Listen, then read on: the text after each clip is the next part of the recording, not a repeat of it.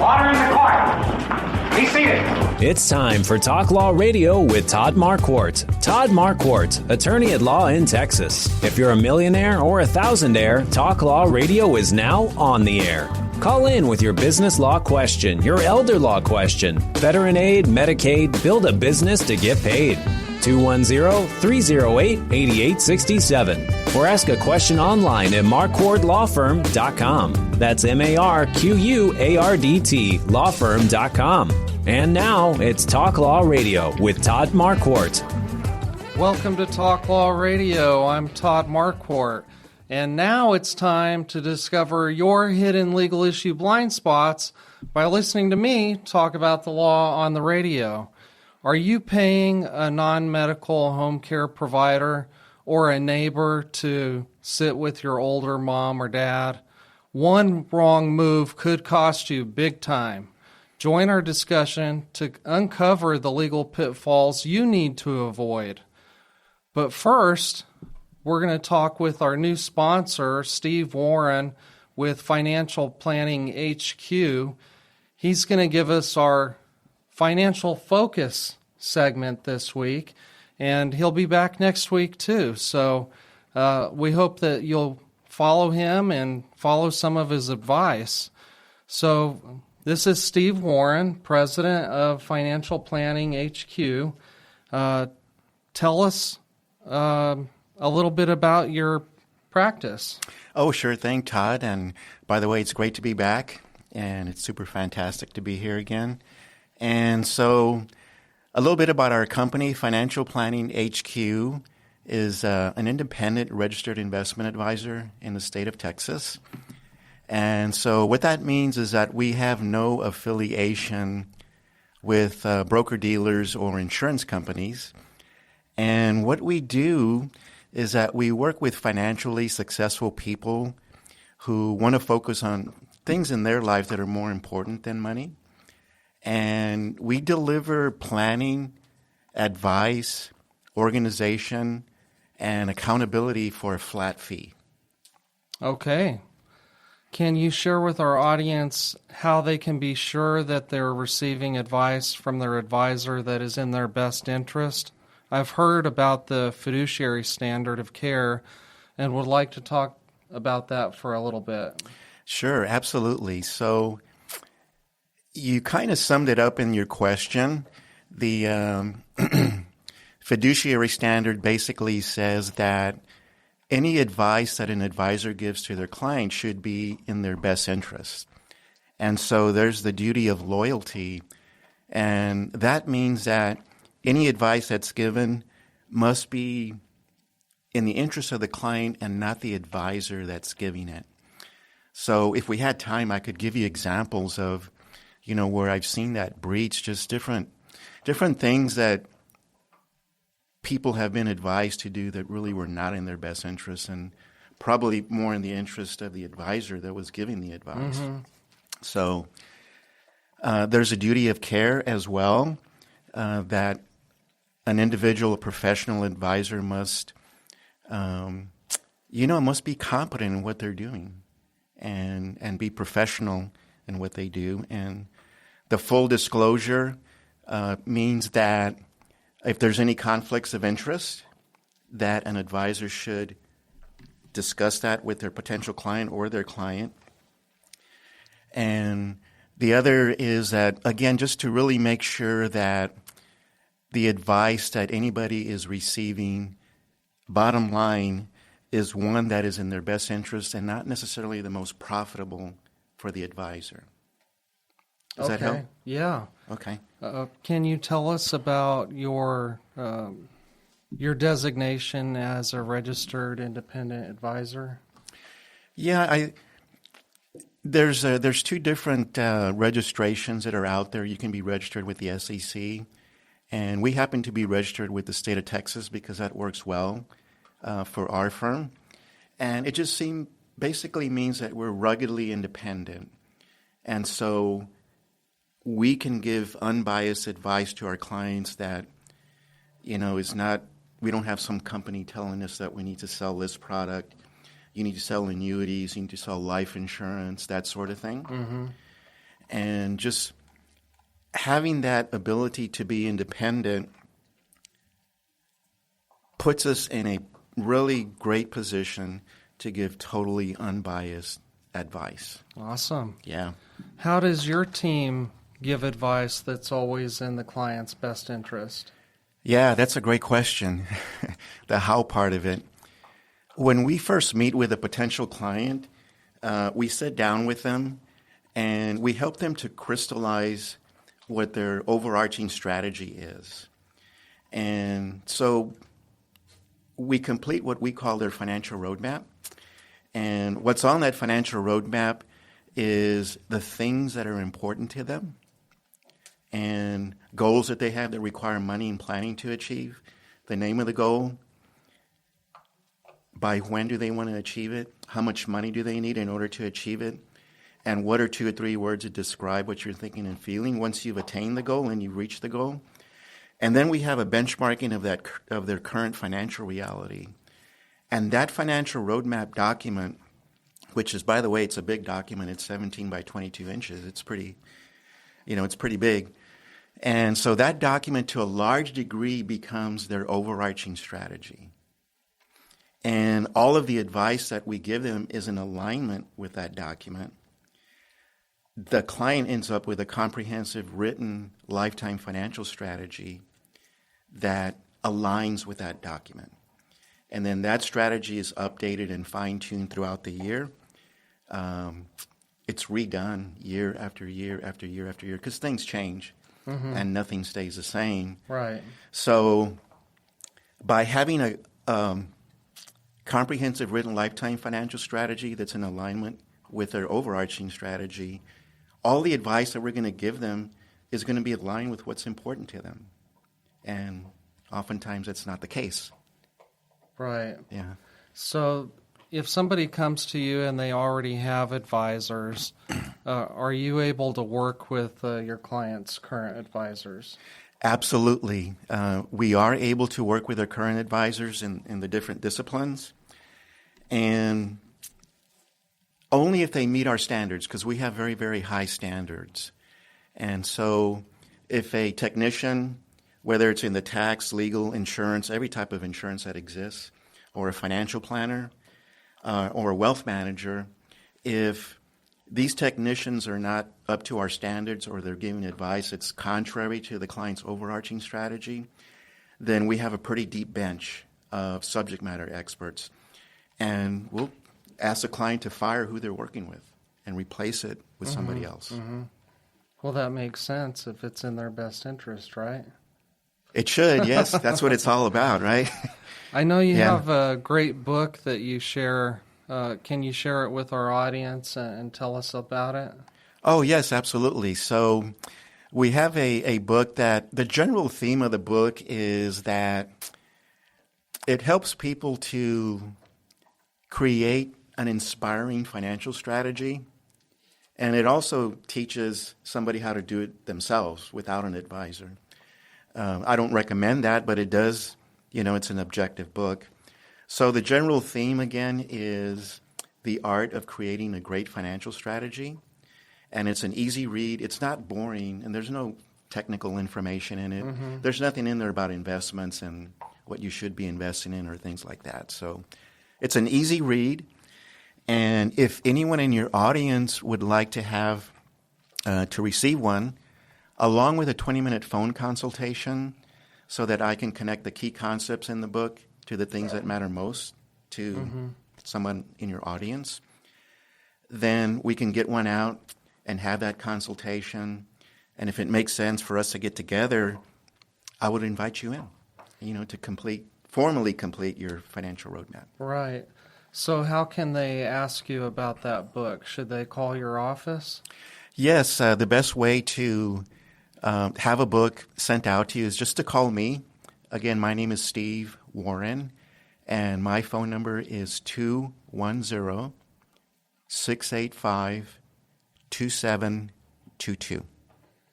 Okay, on the radio, we like to repeat the number a lot. So that's 210-685-2722.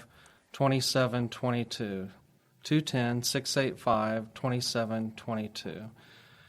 And you're going to be back next week with our Absolutely, financial focus and expanding on fiduciary duty and best interests and topics like that.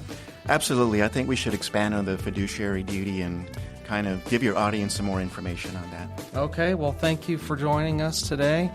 We're going to take a break, and then we're going to be talking about home care with George Henry Torres II. So stay tuned.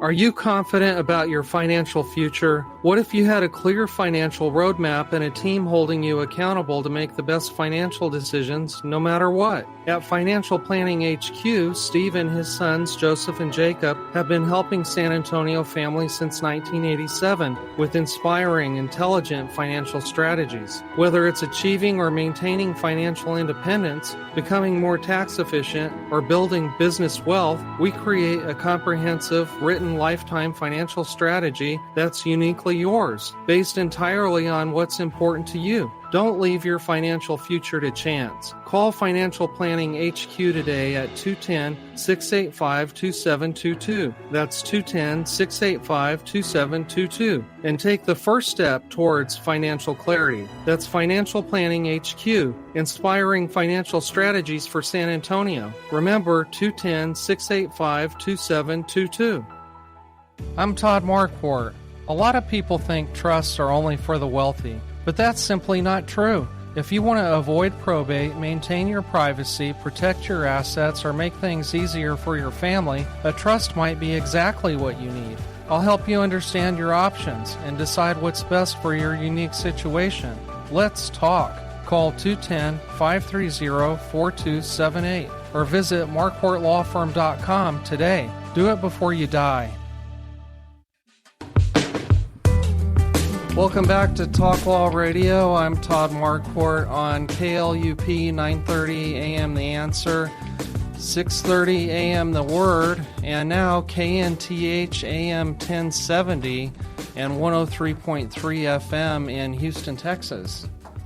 Yeah, so today's going to be a great show.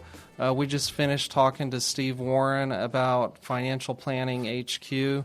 Now we're going to be talking about home care with president and founder of River City Home Care with offices in San Antonio and Corpus Christi, George Henry Torres II. As our loved ones age, many of us face the difficult decision of finding care to help them stay safe and comfortable in their own homes. Non-medical home care providers can assist with daily activities like meal preparation, housekeeping, companionship, but there's a catch. If you're not careful when hiring, you could be setting yourself up for some serious legal trouble. Before we start talking about home care, George, welcome to the show. Thank you. Excited to be here. Please tell us how your faith has shaped your path to grow a successful home care business. Well, thank you. I give all the glory to God every day and in everything. And this is the day the Lord has made. Let us rejoice and be glad in it. And you brought tiny Jesuses. We do. And this is something that we offer to everybody that we encounter because it's all about God. It's all about Jesus. It's all about giving thanks. And very much our business is a ministry of care, caring for those that are most vulnerable, most susceptible, those that are lonely, and really becoming an extension of family. So on the basis of that, of always doing the right thing, our philosophy is very simple of doing the right thing for our employees, and that's a reflection upon our culture of an organization that translates to just the best care that we can provide for our clients and become an extension of family. And so how did you become such a knowledgeable person in home care? Well, through my own experience with my grandfather, after a career path of being exposed to risk management planning in college, and specifically long-term care insurance as one of the products that I would help advise on, getting into the pharmaceutical and biotechnology industry and learning of all different facets of medical ailments and medications that would help on that, getting specifically into long-term care facilities and helping and advising in roles there, to even the hospice realm and pain management, that I was able to advocate for my own family members when they needed it, specifically my grandparents. Then I came to a crossroad and really truly discerned and prayed about it that this is where God wanted me to be. Tell the audience, I've already heard you explain it, but tell them about your commitment that you made to your grandfather. I did. My grandfather was on hospice care, and he was he reached out to me and said, thank you for being here. And I was very blessed with the position that I had at the time that afforded me the autonomy and the flexibility to pop in and check in on him, take him to doctor's appointments, bring him a meal, and just be a family caregiver in many regards. But he said, thank you for doing that, and make sure that your grandmother receives the same type of care and that you're around to help her and that everybody is.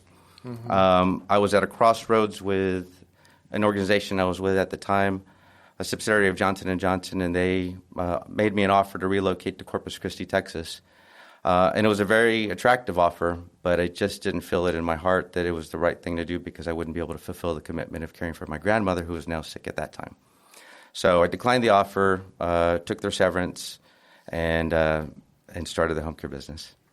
And you've been running this home care business for many years. Tell us how many. We're coming up on our 20th anniversary next May. Wow. So that's May terrific. 2026 will be 20 years, 2 decades. And you have 2 locations? We do. So here's how God works, just perfectly. I had aspirations to move to Corpus, declined that, but now we have an office in Corpus Christi by God's perfect plan.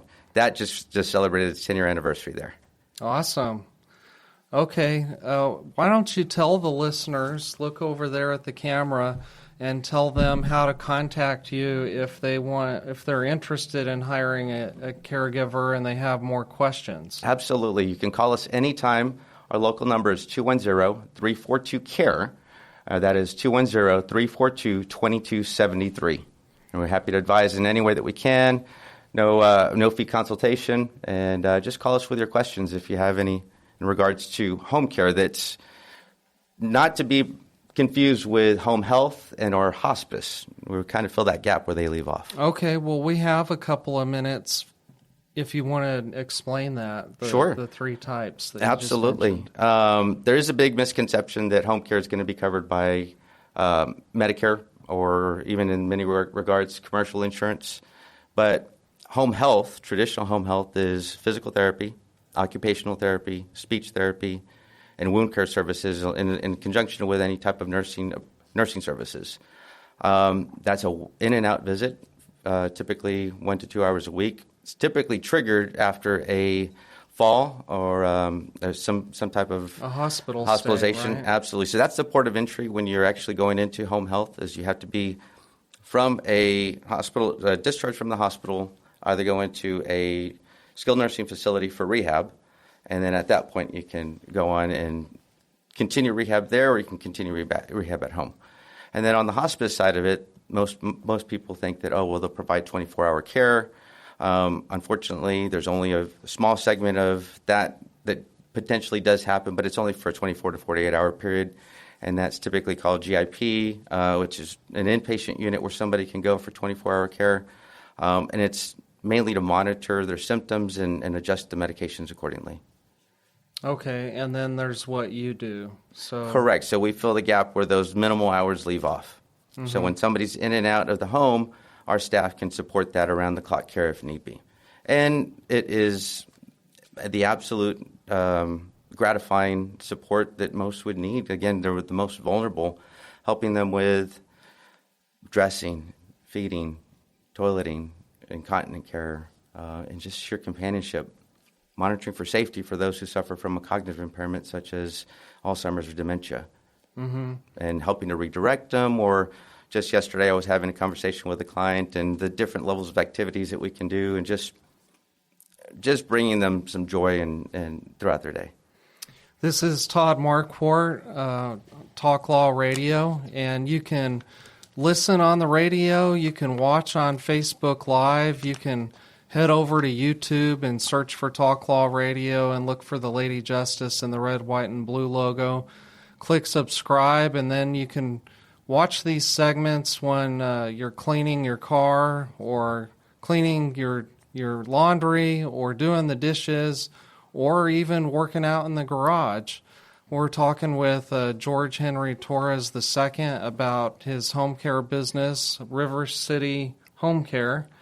And he just finished explaining the differences between home health, home care, and hospice. So there's a lot of the same words that each one of those segments of the elder care industry uses, and I think that's partly why it's confusing. Absolutely. And so the next question that most people ask is, how do I pay for this? Well, as I mentioned earlier, there's a misconception that Medicare is covering these type of services, but unfortunately, it's not the case. And I say that because there is a Medicaid component that will cover this, so not to further confuse, but just so that people understand the difference between Medicare and Medicaid. Medicaid aids the less fortunate. Medicare cares for those that are over 65. There can be some dual eligibility in that regard. But again, going into the complexities there, most people, it's very confusing. But for the and you'll explain it if they call you. Absolutely, absolutely. I think the biggest thing and what I advocate for is the proper planning in advance. So all those family caregivers that are out there, children of an aging parent, ask your parents if they have a long-term care insurance policy. We don't want that to go to waste. That's the one payer source that does cover our services for the vast majority of people that are out there.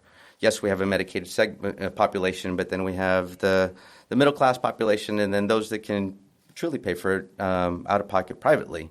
But those that there's really truly a rude awakening for most people to find out that our type of services are not covered through commercial insurance. Our type of services are not covered through Medicare. So I really want to make sure that people are aware of what is covered. And again, we can talk through each one of your callers and explain that to them in more detail. But the long-term care insurance is a really good benefit for those who have it out there because it'll help mitigate the cost of the care. And if you're young enough and healthy enough to qualify for it, ask a financial advisor how much it would cost, because it really does give you more options when you're aging or suffering from chronic health conditions and disabilities, right? Absolutely. Yeah, and I know we're going to talk a little bit about legacy and really kind of wealth accumulation and inheritance for family members. This will help to preserve that fund and that goal because this covers the most expensive part of really, truly long-term care. Right.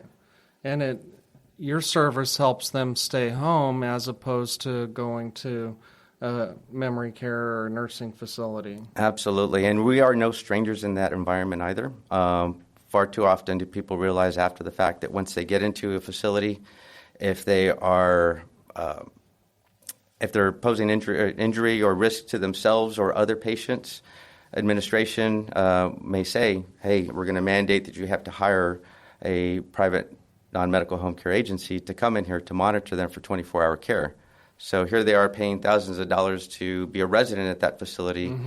And no fault to the facility, it's just they don't have the appropriate staff ratio to the patients. So we need to go in there often and provide that one-on-one care and support just to make sure that they're safe. If they're a fall risk or they may be combative, to help them redirect potentially.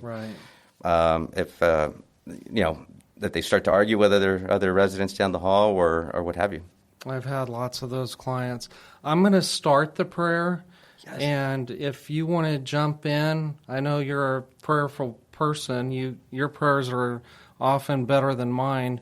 You can jump in, but you don't have to. I know I'm springing that on you. Sure. But I'll start the prayer. Thank you for sharing how your faith shaped your path. And dear God, we ask you to be with us as we share information and stories about home care.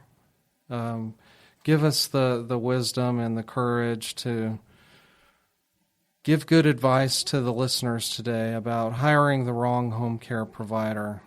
Help us to use the gifts and talents you have provided for the good of your people, for our own good, and for your glory.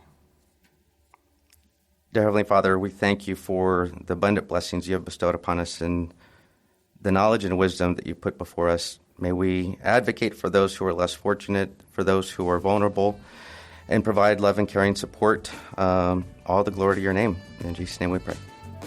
Thank you, George. Okay, we're going to take a break, and when we come back, we'll talk about the sinners and the saints. We'll talk about elder abuse and neglect. So stay tuned.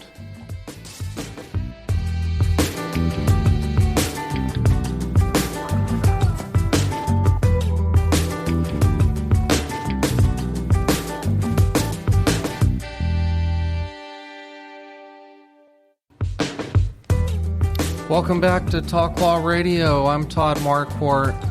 On the radio, on Facebook Live, on YouTube, and on talklawradio.com. Check out the website talklawradio.com. There are some links that you can click if you want to be a sponsor, if you want to be a guest, or if you have a question. That's talklawradio.com. Now, in the beginning, God had one law. Don't eat from the fruit of that tree. Then he gave Moses the 10 Commandments. And now we have municipal, state, and federal lawmakers that won't stop creating new laws that might impact you without you knowing it. So that's why I'm here for you to help you discover your legal issue blind spots. This is the third segment. It's the Sinners and Saints segment. You remember this song?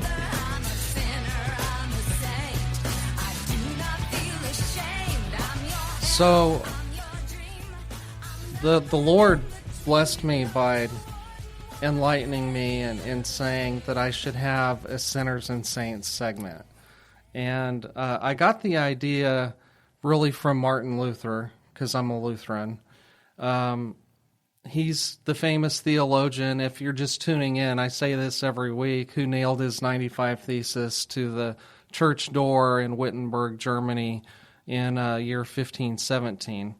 And Martin Luther said the saints are sinners too, but they've been forgiven and absolved. So just Meredith Brooks kind of put that together in a song that, I'm a saint, I'm a sinner, I'm both. So that's why we keep coming back to Jesus. Amen. Love the tiny Jesus. Just a good reminder. I was following somebody in traffic. I wasn't following too closely, but the bumper sticker said, "Do you follow Jesus this closely?" Because tailgating on the highway is a favorite pastime of people in San Antonio. It's not a good thing. It's dangerous. So the sinner this week is Baylonda Garza Edie, who has allegedly been accused of slapping a 91-year-old in the face and force-feeding her food. George, how can someone who wants to hire a caregiver make sure that their loved one doesn't get abused like this? This is the biggest horror story that we hear often. And it's because there's wolves in sheep's clothing that are out there in environments that you would not think that they would be there. So oftentimes we hear of somebody hiring somebody from a church, and they seem and appear to be good people, but there's no recourse. There's no regulation. There's nobody to make sure that person doesn't have really a dark past. Right. And that's where hiring a regulated agency like ours will assure you of that. And now, I've often said, we have safety nets because we can't control circumstances if things change in the future, but that's why we're licensed, we're bonded, we're insured in every regard to help the recipient of care and their family. But a couple of things that come up with that, especially the importance of workers' comp. I'll just kind of go on a little tangent there. But you hire somebody, let's say they're the perfect saint, and you bring them into the home. God forbid they slip and fall, they injure themselves, and they're no longer able to derive an income for the remainder of their lives. They could sue the homeowner for negligence in whatever regard. The faulty ice maker that leaked in the garage and they slipped and fell and no longer can work. So that's a hidden legal issue blind spot. I was going to bring that up later, but it's okay that you introduced it. I just wanted to get that in front of the listeners because it's something that when they're hiring or, they're just, it's usually a friend of the family or, like you said, a church member. And it's usually not somebody that's evil. They just don't know what they don't know. They think caregiving's easy. All I have to do is go over there and kind of make sure that this person doesn't fall down or doesn't run away or doesn't get electrocuted or something. So go on with it. And on that note, when you have somebody who's really not knowledgeable or trained in the industry, they can injure themselves or even the recipient of care oftentimes if they don't know the proper body mechanics and transfer techniques that may be associated with transferring out of a wheelchair or out of a bed or helping with bathing. That's when they would be most susceptible to falls. And so that's the valley that you get when you hire a regulated agency. So us as a company, we're regulated by the Department of Aging and Disability Services under the Texas Health and Human Services. We've been very fortunate to have impeccable surveys recently. So we just passed 2 surveys for our Corpus office and our San Antonio office, and 0 demerits. So that's a reflection of our infrastructure, of our administrative team, which I definitely want to give just a shout out to them because I'm just blessed with just such a wonderful group of individuals. My business partner, who's my fraternity brother, I've known for over 30 years. It was God's perfect plan to have us collaborate and really build this business together. The strengths that he brings, the strength and passions that we both bring together in conjunction with all of our team. Again, coming up on 20 years is no easy feat, but it's all the glory to God because we're in a space that we're here to help provide that support. The definition of caregiving in many regards is, we're caring for others. We're giving in that respect. I mean, it's so in-depth and it's so gratifying. So we're very blessed to be in this space. So it's not as easy as it looks to be a caregiver. Oh, no, sir. And so what do you do that other people are unable to do? How do you have such great caregivers? Well, again, it goes back to our philosophy and culture.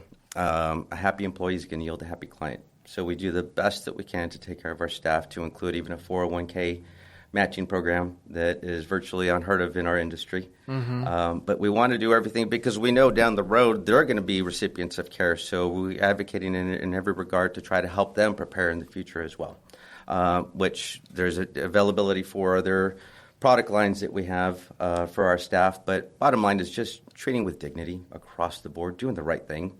That's just within the culture. Going back, because I know I went on a tangent about the workers' comp, but I want to go back to your original question in regards to the wolves in sheep's clothing. Yeah. The risk of hiring somebody privately. Again, there's good people out there, so don't get me wrong. There's absolutely some fantastic people that are private in the industry, but there are those that, again, kind of slide in, and they can be ravenous wolves. And those are the ones that typically will not even necessarily pick up tangible items within the home. You may have your watch laid out. You may have a stack of bills. You may have some of your jewelry. But the problem that they're doing is they're going around and they're taking pictures of their identity and accounts. And they're texting that information off to syndicates that are professional organizations that are stealing their identity. And so once they're successful in opening up those accounts, then they call the caregiver. And oftentimes, let's be real, we're here close to the border. We have a lot of people that they hire, quote unquote, as live-ins, and they're from, across the border. And so they'll call them and they'll say, hey, you need to come back home. Your mom's sick. And they'll typically will say, well, we'll come back in a couple of weeks and I'll go visit them, check on mom, and I'll return. Don't rest assured. That prepaid phone is no longer in service and there's nowhere to be found. And lo and behold, they start to receive documentation of new accounts being opened under their name.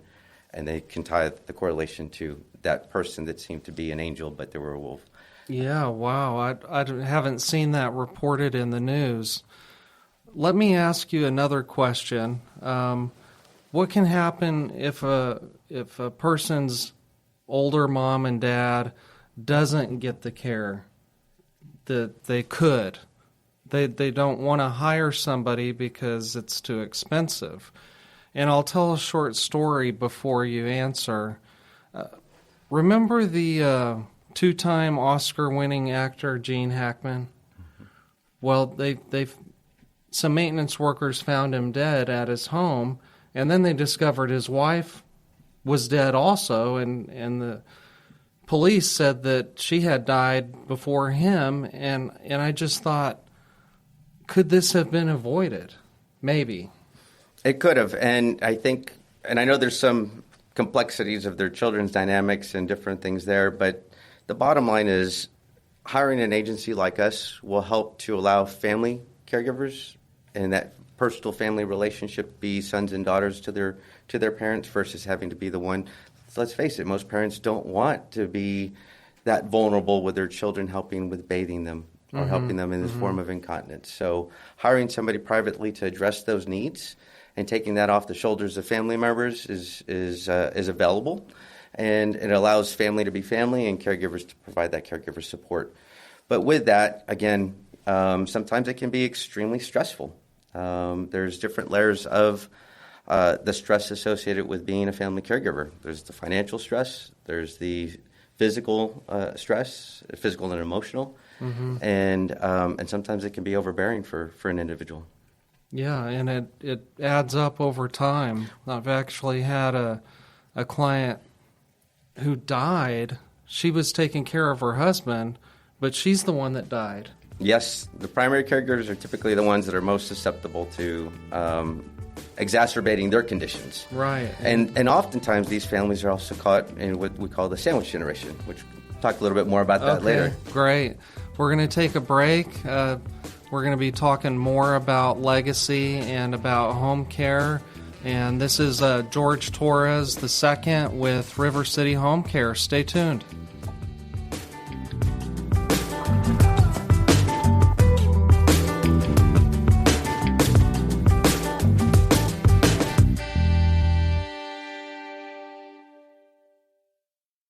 Are you 100% confident that no matter what happens in the financial markets, economy, or world events, you will achieve your financial goals? If not, we have a process to get your financial house in perfect order and keep it that way forever. Your financial future shouldn't be a guessing game. Planning, advice, organization, and accountability are deliverables you should expect. For over 35 years, Financial Planning HQ has been San Antonio's trusted partner for comprehensive written lifetime financial strategies. Steve and his team, including sons Joseph and Jacob, don't believe in a one-size-fits-all approach. Instead, they create a personalized financial roadmap for you based on what's important to you. As an independent registered investment advisor, they're not tied to any big corporation's products. They work for you, creating inspiring, intelligent financial strategies that put your interests first. Call Financial Planning HQ at 210-685-2722. That's 210-685-2722. I'm Todd Marquardt. A lot of people think trusts are only for the wealthy, but that's simply not true. If you want to avoid probate, maintain your privacy, protect your assets, or make things easier for your family, a trust might be exactly what you need. I'll help you understand your options and decide what's best for your unique situation. Let's talk. Call 210-530-4278 or visit marquardtlawfirm.com today. Do it before you die. Welcome back to Talk Law Radio. I'm Todd Marquardt here with George Henry Torres II, owner and president of River City Home Care, a home care business here in San Antonio and Corpus Christi. We've been talking about all the bad things that can happen if you hire the wrong caregiver. But this is the legacy segment, and so we want to ask you about your legacy. And now, it's time for the Talk Law Radio Legacy Spotlight. What's your legacy? Sponsored by Marquardt Law Firm. So, George, attorneys at Marquardt Law Firm focus on business and estate law, including last wills, living trusts, and tax-protected inheritance plans. It's all about legacy. And so we'd like to ask our guest about legacy, and I wanted to ask you about how you want the community to remember you for the impact that you may have made. Well, thank you. That's something that is very deep within my heart that I'd like to share. The first thing that I'd say on a spiritual aspect is the legacy that I'd like to leave within my family, and knowing that the one thing that we can take into heaven that we can't leave, that we can't bring with us from here. We can't bring any wealth or any accumulation or any of the accolades, but we can certainly bring other souls, and most importantly, those that God has entrusted us with, which is our own family, my spouse and my children, of leading them to Christ and accepting Him as their Savior and repentance upon them, and all those that we can touch every day. So upon the community, everything that I do is Christ-centric and focused, and that I want that to be a reflection of our organization and in all the ministries that I'm involved with, and certainly my business is a ministry in many regards too, because there are families that we work with that will pray with them, and they just feel so relieved and moved and give themselves over to Christ. So that's the spiritual piece of it. The rest is I definitely would like to allow for my family to have that transfer of just peace. Certainly, of course, I want the wealth accumulation aspect of it, but lately for me, even a reflection of the Lord's Prayer, when give us this day our daily bread. I have changed that of the personal needs and turning it more to the spiritual graces. God equipped me with what's needed for whatever might be of grace that's needed for that day, whether it's being in a manner of advising somebody or even just acting Christ-like in many regards to being the bigger and better person, because sometimes, there's a lot of divides in our world and there's a lot of attacks, and it's just trying to be, the forgiving and loving and supportive person that Christ wants us to be. Yeah, thank you for sharing that. I'm really in awe of your faith and how open you are with sharing it. That's cool. Well, and I want to give another thing too that when reading and thinking about that was I'd like to be remembered for my courage and faith as well, just like Charlie Kirk. Yeah, just being bold and speaking truth. Yeah, and the impact that you have on people, I think, is enormous, because you're hired to take care of this one person, and then, but the impact isn't just on that one person, because you help that person's whole family. They can now feel better that their loved one is going to be taken care of. That, just like you said in the segment before, you help lower stress. You're helping them to live longer lives and to have healthier family relationships. I mean, it just a ripple effect of the people that you have an impact on. Yeah, most may be in the position but not know of the term that's used for the sandwich generation. And we were talking a little bit about that, and I'll just share something that was impressed upon my heart that the Lord had put in me of being bold and sharing the information that most families don't know as far as their options and resources and the levels of complexity and how that can be completely layered. But the sandwich generation is defined as an individual who's caring for an aging parent and young children and caught in between. And so with that, I've been just inspired by the Lord to start a segment which will be called the Sandwich Menu. And so I'll be honored to have you on that podcast down the road. We're still working out the kinks there, but and it is something for me to be bold on. I have, of course, naturally it's a little uneasy, but I'm going to live out in faith. God calls, equips the called, and that's right. called the equip. So, Yeah. So I'm looking forward to building, upon that. But and that would be hopefully part of the legacy as well. Right. So one of the hidden legal blind spots is financial in nature too. We talked about it, I think, in the second segment. How do I pay for this? And you just mentioned long-term care. Why is dealing with long-term care insurance so difficult? And how can you help? Sure. I'll tell you, there's a lot of paperwork associated with it. That most families will be overwhelmed, especially if you're a recipient of care. They may put a call in to receive a claim packet, or not even honestly remember that they have it in force. Mm-hmm. So a simple conversation with your loved one, if you have and ask them if they have a long-term care insurance policy. Now, you may not know, they may not even remember, but if you have fiduciary responsibility and on accounts, you may want to see if there's a reoccurring payment towards a insurance company, or something that looks like you may want to inquire about it. Whatever insurance company it is, find out what it is. Absolutely. Absolutely. It might be long-term care insurance.